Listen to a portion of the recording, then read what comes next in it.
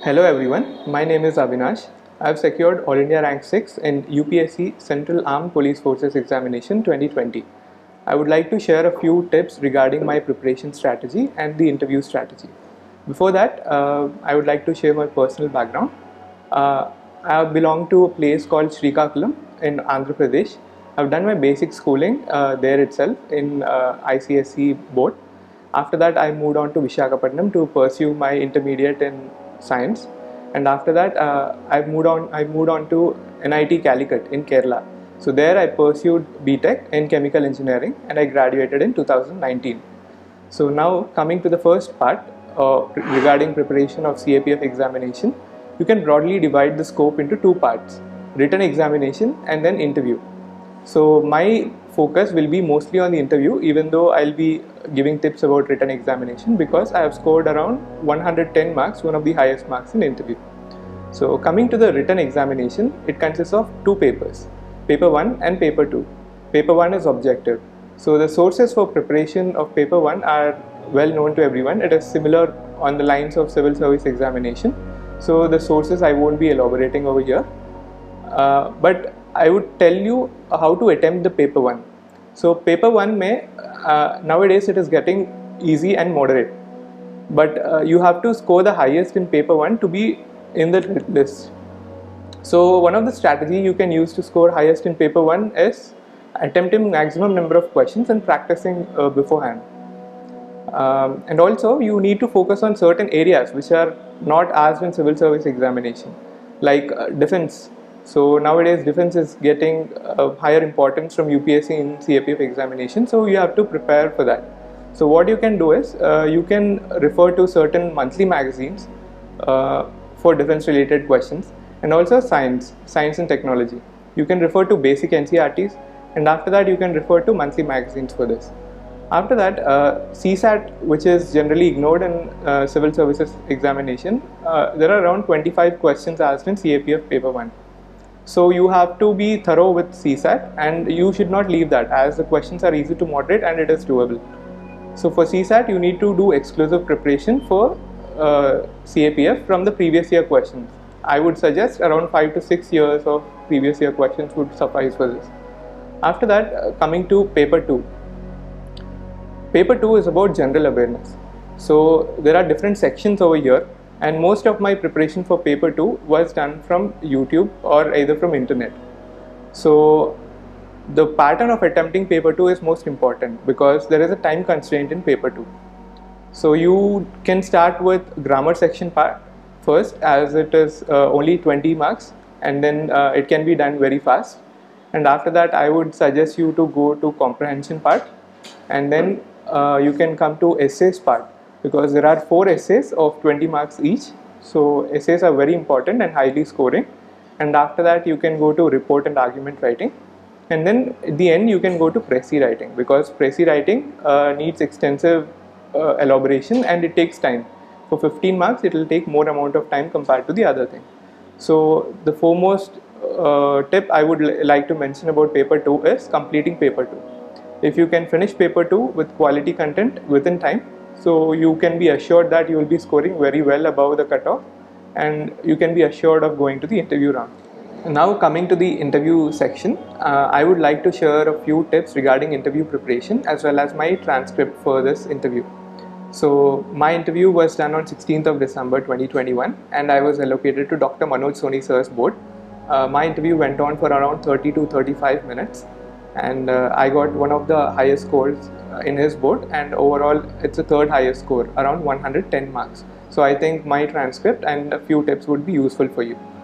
So regarding the transcript, after I entered the room and I greeted the board, the first few questions were asked by the chairman, and they were made basically to comfort me, so to feel good in that time.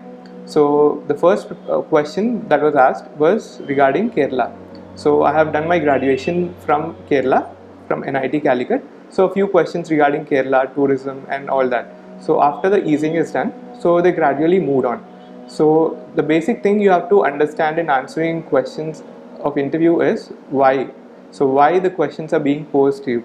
So if you can understand that why, you can easily answer up to their expectations. So then they moved on to my home state. It was regarding Srikakulam, my home district, and then they asked about the Naxalite problem over there. And then they asked a few questions regarding why Andhra Pradesh was able to successfully control Naxalism when other states are struggling to do so. And after I answered that, they moved on to ask what is the current status of Naxalite problem in Andhra Pradesh. So after explaining that, so then they moved on to my positions of responsibilities in college. So here I would like to suggest, like, you have to prepare from your DAF thoroughly. So all the points that you mention in your DAF will be touched over here. So, and in the positions of responsibility, I was secretary for Indian Institute of Chemical Engineers. So there were a few questions regarding Indian Institute of Chemical Engineers and chemical engineering. So after that, they moved on to my hobbies section. So one of my hobbies was volunteering. So the type of questions I was posed were what type of volunteering, where did you volunteer, how long, and similar follow-up questions. So after these few questions, the chairman has passed on the baton to the other member. So the first member, I think, in my opinion, she was a psychologist. So all the questions which she was posing were based on analyzing my perspective of answering. So I think the questions are not more on the knowledge side, they are more on the psychological side. So she started with the questions, continuing from the chairman, my volunteering experience, and after that whether I was a team member in that group or I was a team leader. And she asked me what are the qualities that are required for a team leader. And then after elaborating on the qualities, she mentioned, imagine now you are in a situation, you are selected and you are an assistant commandant, and then you have to brief your team and some of your team members are not listening to you.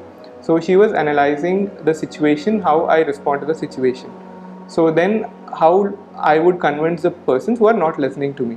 So then I answered, like, I would brief them on the situation and I would try to persuade them why we should do this, and I would tell I would be standing behind them if anything happens in their side, and also the government will be on their side.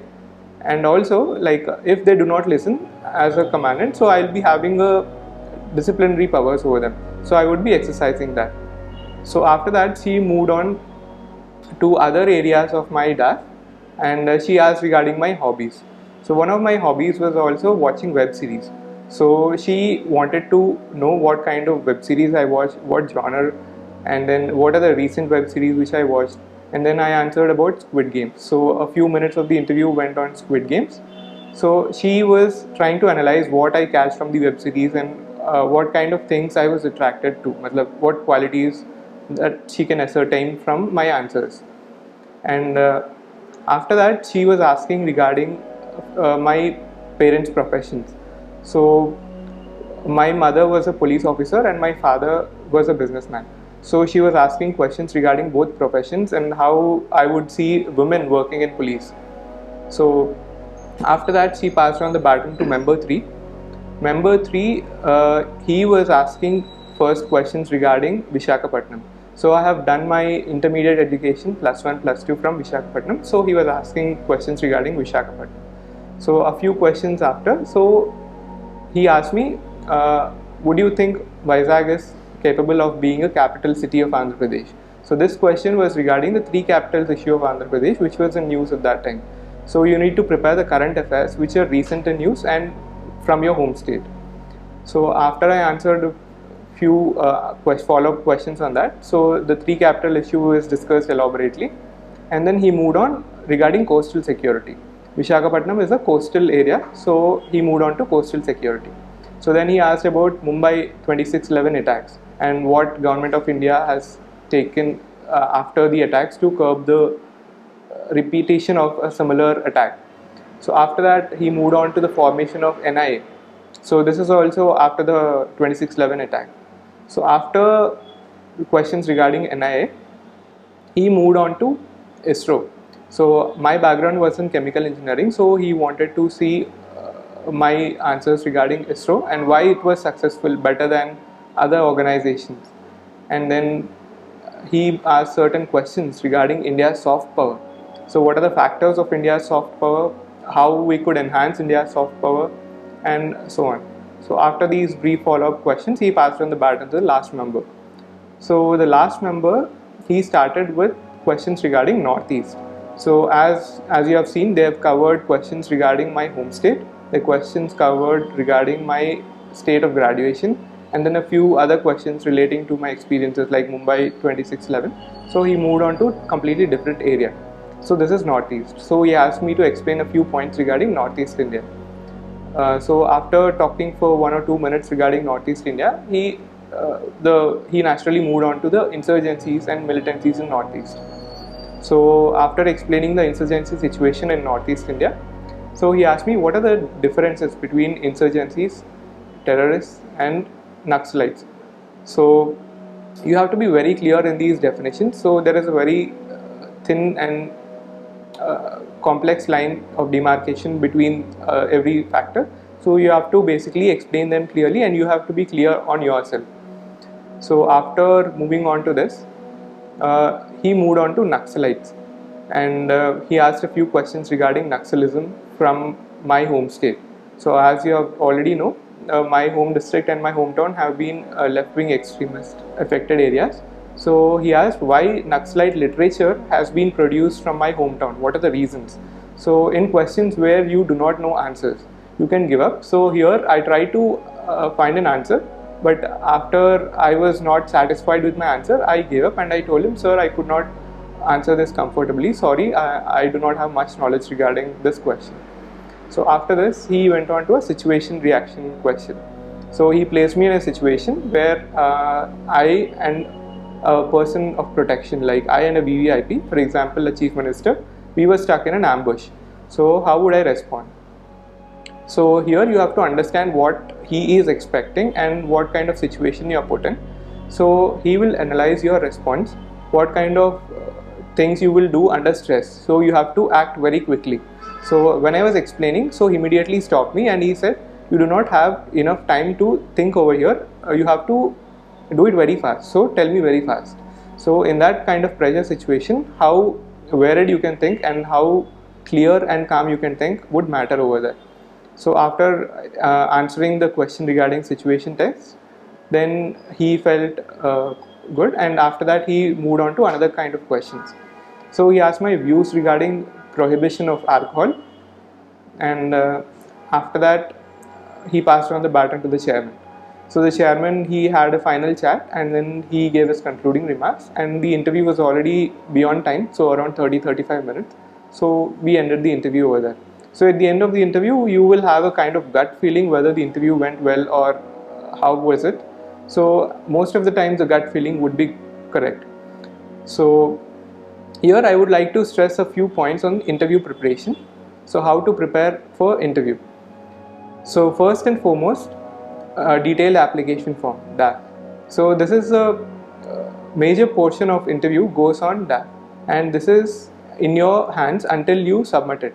So you have to be very careful in filling all points regarding DAF. So whatever you put in DAF, you have to be very thorough and very clear why you have put them, and do not put any unnecessary things that can land you in trouble in DAF, and do not put any false things. So there are positions of responsibilities and there are leadership positions and your achievements, anything. Do not try to fake anything, so they will catch you if you try to fake anything, and they will thoroughly examine you on everything that you have placed in that. So after that, you have to prepare all round regarding everything which you have mentioned in that, regarding your places of education, your background, and all the other things that are mentioned in your DAF. You have to be very clear with them. So the next point I would like to go is, after the DAF preparation is done, you have to be very thorough with your personality preparation. So only having knowledge is not sufficient. You have to know how to convey that in front of the board at the exact time. You have to convey it appropriately, and you should not be rude with them. You should be very cordial with them, and you should never back answer.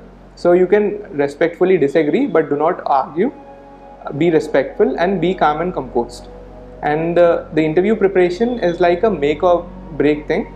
So if you can score very high in interview, there are high chances of you landing in your first preference job.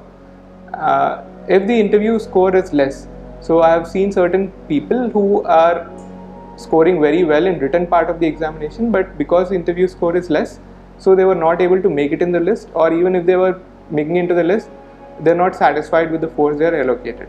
So interview preparation is a make or break. If you can concentrate on this interview preparation for a good amount of time and do not neglect it, so it will be definitely be giving high returns for you in this examination. It is a very satisfying thing to prepare for interview and knowing about yourself and what you have been through in all your journey. I would like to share my interview experience with Career Quest. So I have taken a brief 7-day module for interview preparation over here. It was very useful for covering the interview preparation in a holistic manner. And the main thing about interview preparation at Career Quest, you would get guidance from sir, and also you would get all-round preparation on your DAF. So I have filled my DAF for 2020 CAPF examination on my own, and also when I was here at Career Quest, I had taken sir's assistance for filling 2021 DAF also, as I have already been selected to 2021 examination interview also. So here you would get personalized guidance, and also the peer network which you can create here is good, because I have seen a few people attending here along with me. They are also qualified in this examination, and also this will reduce your fear of giving interview.